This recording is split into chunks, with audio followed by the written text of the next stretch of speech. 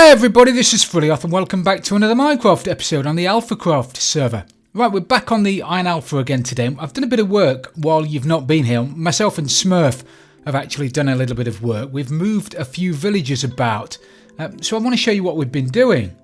So we moved a while ago, we moved the 30 odd villagers into there. We did the same on the other side. We then needed to move a couple of villagers out of the trading hall, out of the villager breeder, to either end of the east and west ends of the iron farm in order to validate those doors. So let me go and show you what we've done in that respect. So you can see him over there. He's in the pod now. We've got one villager over there in that pod. We have one villager over there in that pod. So we'll just run around and say hello to both of them. They don't get many visitors. So these guys in here validate these doors. I think I explained this a little bit the last time. So initially, when we first start the system up, I've got to run around here. I've got to press that button. I raise that guy up. He's now in range of all of these bottom doors. I then run around to the other side. The guy all the way over there. And I do the same, press the bottom button, he goes up, it validates all the bottom doors. I then start the villager on his trip around the system and he does that 30 times. Once he's done it 30 times and all of the bottom doors are validated, I just run around here again, press the top button. He then goes up to the top and now he validates all of the top doors and we send the villager around again. I obviously have to do the same on the other side, and then we send the village around again another 30 times. Once he's done the second 30 cycles, we've got all 60 doors validated, and that's that. And we'll never have to do that. Touch wood, I'm touching wood. We'll never have to do that again because we're in a spawn chunk.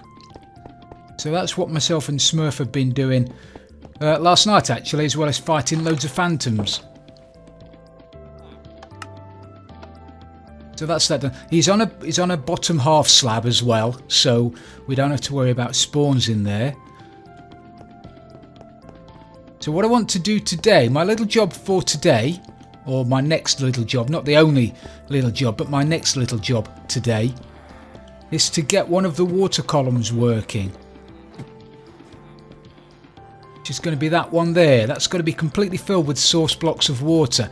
Now I was going to stick a water source at the top and fill it full of kelp, which would have worked. That would certainly work.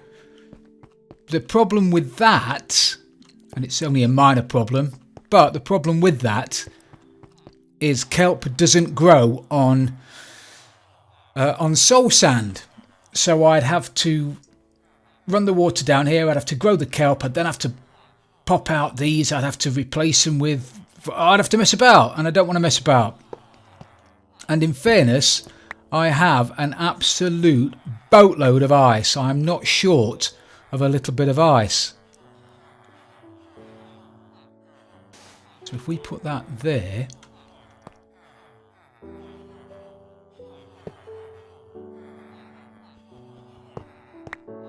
borrow a rail. So it'll snap upwards like that, put that back. If I get in here now, is that... Have I got another pane of glass? Yeah. Break the right one. If you're going to break glass rules, break the right one. Then if I block that up, I'm now inside the tube and I can't get out. And the villagers will come up here into this block here. So I need to fill this now up with ice.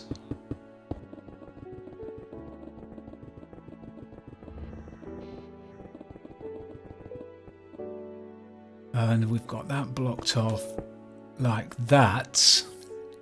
Excellent. So this block here, this water source block here, is going to flow this way and it's going to get stopped by the fence gate. So when the villager in the minecart gets to the top, he's going to bob up and down on here just for a few seconds, and then he's going to fall down onto that minecart rail there and then go off and drop down into the next column.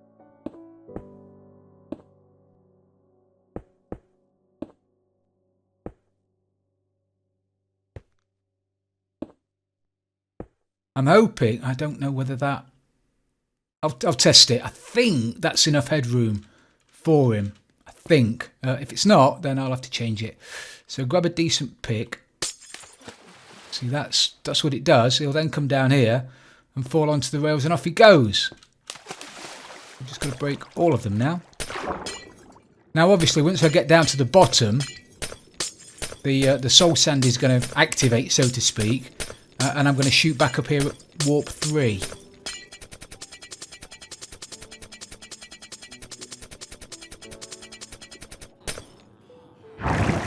Whee! So this is what the old villager is going to be doing in his minecart.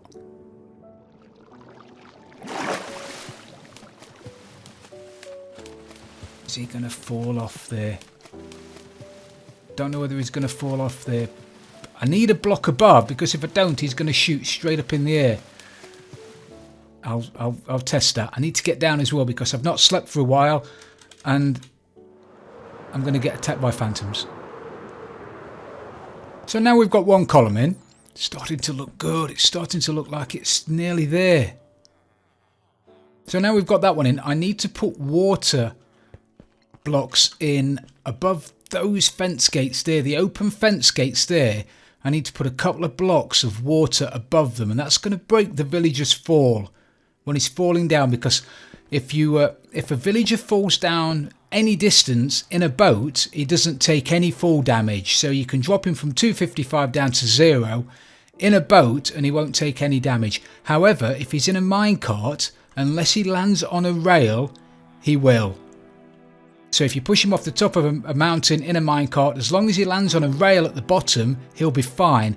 But if he doesn't, then he's going to take severe fall damage. So to prevent that, we need to break his fall, and by sticking a couple of blocks of water above those fence gates, it allows him to not take any fall damage. So let's jump up there and do one together, and then I'll do the rest while you're doing what you do. Oop. Oh.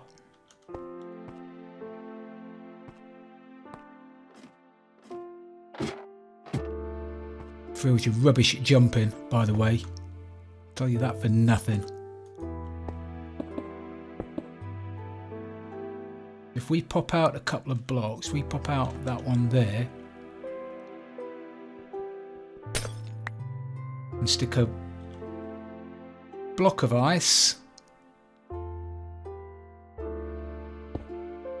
just there. That's 2 blocks, isn't it? And I can break that now. Oh, I can't break it because there's nothing underneath it. Dagnabbit. Does it matter if it's sourced? Oh, that's a... Okay, plan B.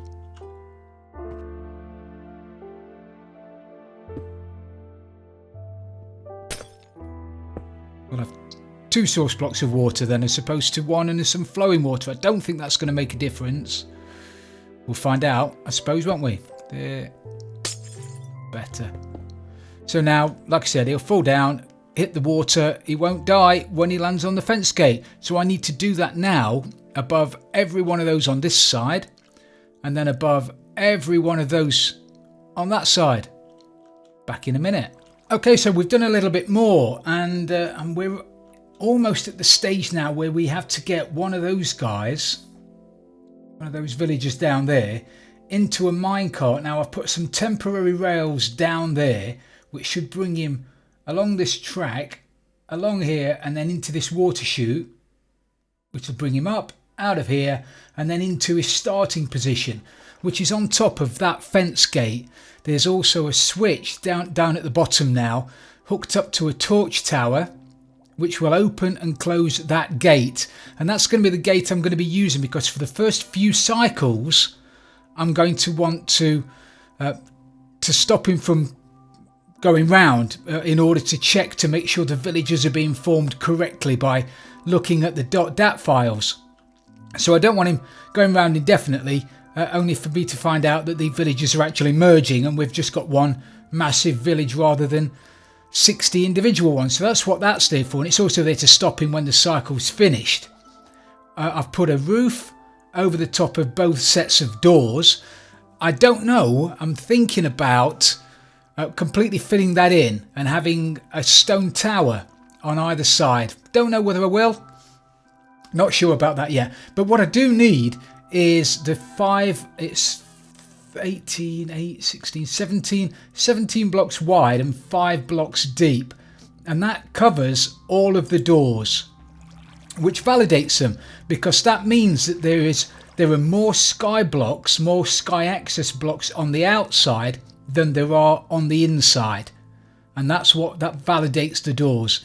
In effect, I'm sure you've heard me talk through that before. There's a little video on the channel somewhere explaining why and how doors are validated, but that's that. So what I need to do now, have I got my elytra on? I have. What we need to do now is pop down here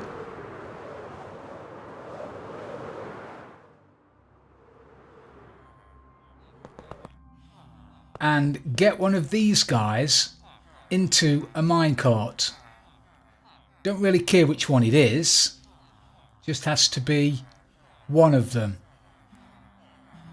Now I'm hoping that you won't run away. Are you boys going to run away? Are you likely to run away?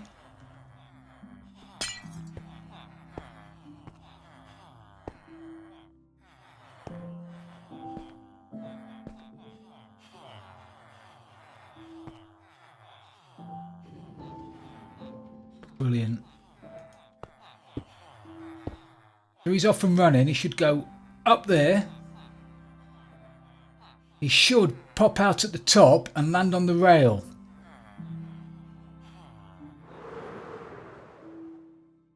Well, he's certainly gone from... Yeah, he's there. There he is. Oh, my face. My beautiful face. So there he is. Now he's in the system, ready to go. And as I mentioned before, I'm not too worried about lightning strikes because we're in the desert and there is no lightning. So he's now going to sit there as happy as Larry until I flick the switch at the bottom, and then he'll fall down into the system. So my next job is to move the villager breeder and build another one of those.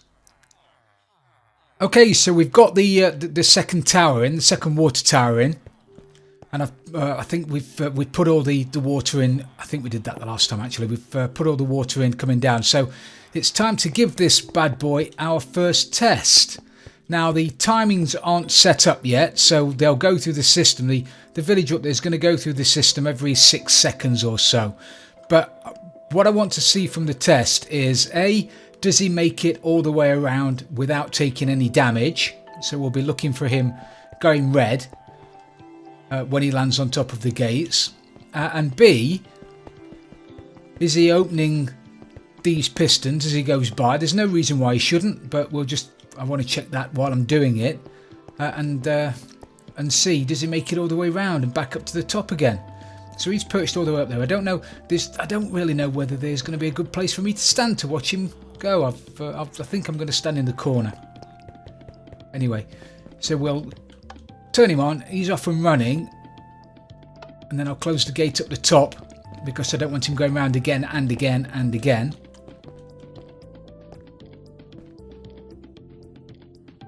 So there he is, falling down. I didn't hear him take any damage.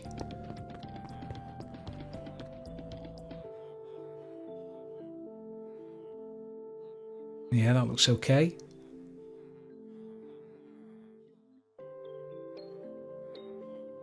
No, can't hear him, so that was fine.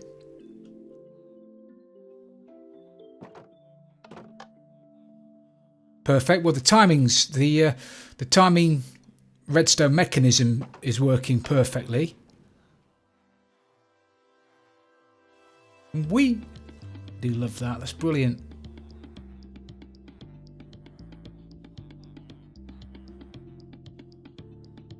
Oh yeah, he's off and running.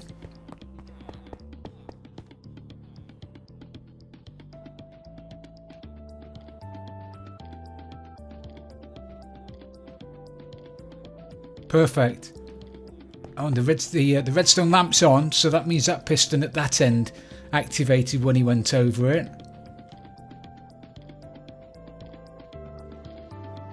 each cycle, I've not timed it each cycle exactly, but I think each cycle takes about 2.5 minutes or so.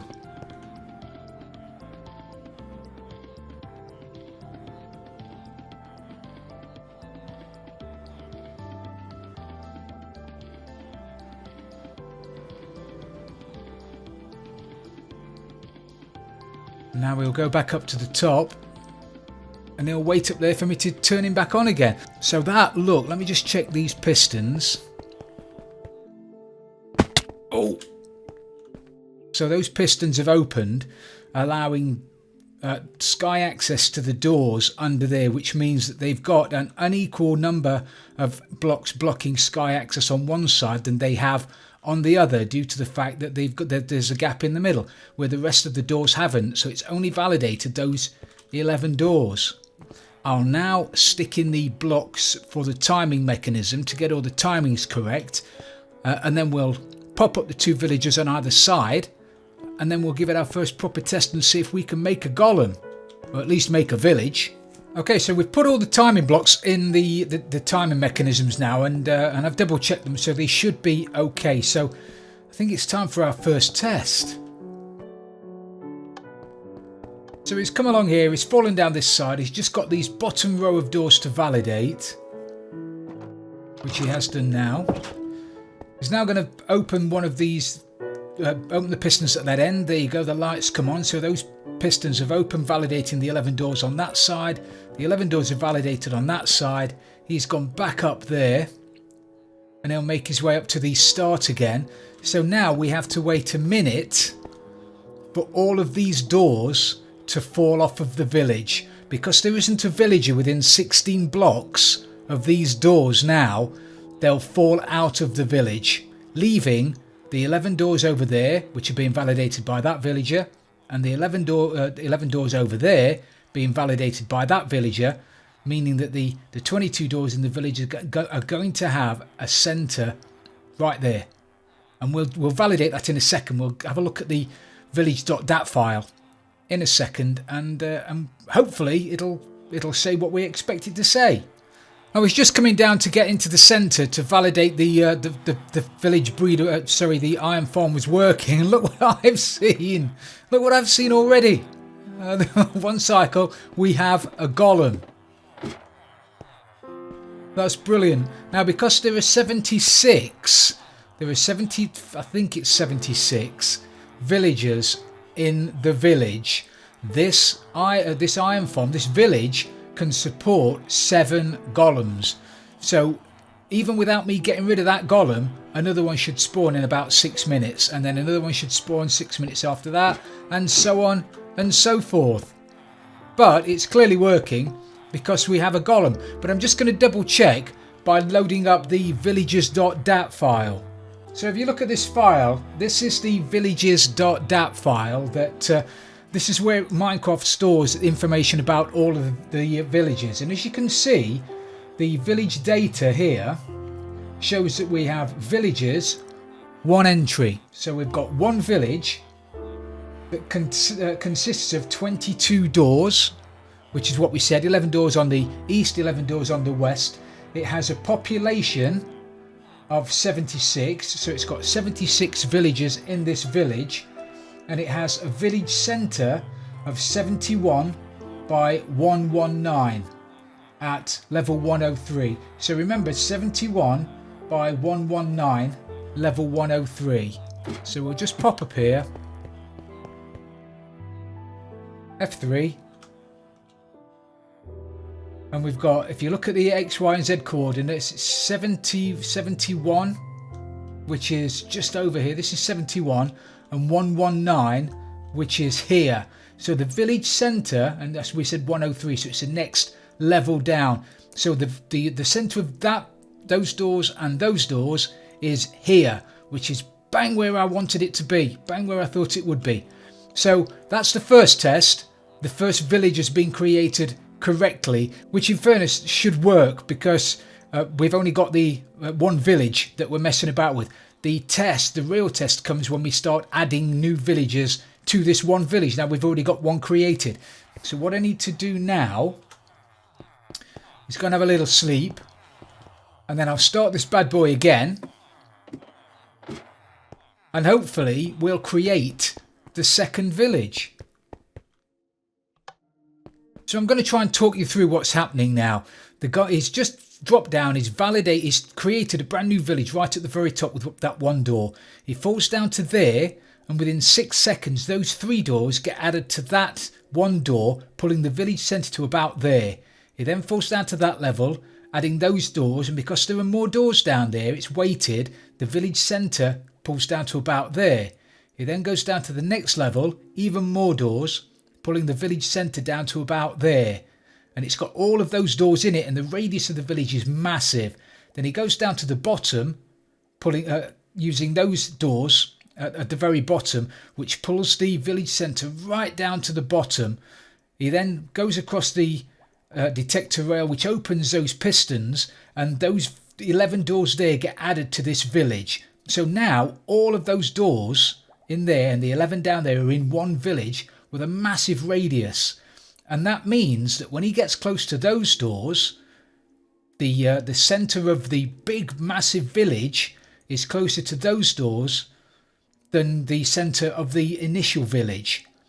And it falls down to there, and those doors get added to the big village as well. And this is where the timings come into it. He's now got to sit there until all of these doors down this side have fallen out of the village. As I said, because there's no villager within 16 blocks, they're no longer valid, which means they fall out of the village. So now they've all gone, and the only doors left in the village now are the 11 down there and all of the ones down here. So it's pulled the village over to this side. He now goes down to the next level, and he's now got to sit there and wait for that door, those doors and those doors to fall out of the village, because the village centre has to get down close enough to the 11 doors there than the centre of the first village. Otherwise those doors will snap to the first village, not to the new village. So he's now down at the bottom. 6 seconds later, off he goes. And now those doors at the bottom, the 11 doors there will be validated, which will be added to this massive village. And now he's no longer within range of all of these doors. These will eventually fall off of the village, leaving the brand new village with 11 doors there and 11 doors in the opposite corner. So we should now have 2 completely separate villages with 22 doors in each one. So now we've done the second test, I'll have a look at the Villages.dat file, and hopefully we have 2 villages created, both with 22 doors, both with their village centres in exactly the same place. Right, that's absolutely fantastic. Look, we've got the first village that was created. We've now, on the Villages.dat file, we've now got village 2 entries. So we've created 2 villages, which is brilliant. The first village with 22 doors, with a population of 76, radius of 35 blocks. It's already got a golem in it. Without even looking, we can see from the file that there's already a golem in the farm, but we knew that anyway because we've just looked at him. And the village centre is at 71 by 119. The second village that's just been created also has 22 doors, and it's got a village centre at 71 by 119, so it's in exactly the same place. But as you can see, the one golem that was associated with the first village is also associated with the second village, which is why we needed so many villagers in the village. Otherwise we'd only ever have one golem spawning at a time, and it would be pointless having so many villagers in the iron farm if we could only ever have one golem spawning at a time. But second village created in exactly the right place with 22 doors, that is perfect. Actually, then what we need to do is put a bit of lava in here and start killing these bad boys off, because otherwise we're going to get overrun with big meaty golems. How many have we got down there now? Still only the 2. 3 already. So the bottom doors, spawning floors, are the middle one and the bottom one. On the next, after the first 30 cycles, when the top doors start getting validated, the top doors will spawn on the middle pad and the top pad. But already 3 3 golems and we've only got 2 villagers running. Oh, this is fantastic. I need to sort out a way of getting rid of these bad boys. So it looks like we might have to put a bit of water on the platforms and put a bit of a killing area down the bottom. Okay, we've just done our 3rd cycle and this is really, really good news. We've now got 3 villagers. First one with 22 doors at 119.71. The second one, 22 doors at 119.71. And the third one that we just created, 22 doors, 119.71. So far, we have 3 completely separate villages. 11 doors there, 11 doors there, 11 doors there. So 3 completely separate villages, all linked with their village centres directly above this lava pit. I've put some gates down there, put a bit of lava on that. I'm going to put some water into the farm in a second. Oh, look at this already. 1, 2, 3, 4, 5. Once I caught a fish alive. 6, 7. Look, 7. 7 golems, so that's the maximum that we'll ever get in the farm at any one time. But to be honest, they get flushed off quite quickly. This is brilliant. 7 golems with 3 villagers already. I am seriously going to have to move that down there with the phantom heads on it and make some kind of killing pit at the moment. Probably just put lava in it so that all these guys just die in it for a second. While I figure out exactly where I want to put the storage. Brilliant. I tell you what, I am super chuffed. I hope you guys are as excited as I am. So I'm just going to run around and put down a lot of ice and hopefully not die in the process.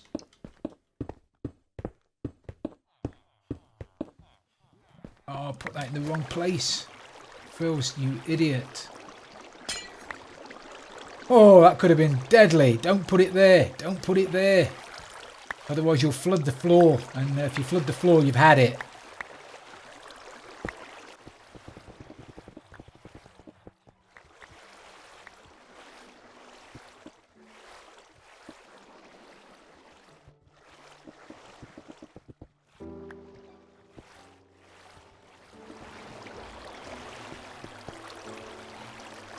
Brilliant, so that's the bottom floor done. I now just have to do the same on these 2 floors. So that's it. The Iron Alpha, the first test of the Iron Alpha anyway, has been a success and it's working. And we've got golems spawning on the platforms. We've got 3 villages that are centred bang in the middle. I think the next test then for me is to stick another couple of villagers or send him round another couple of times to see if we can add a few more villagers, which is what I'll do now.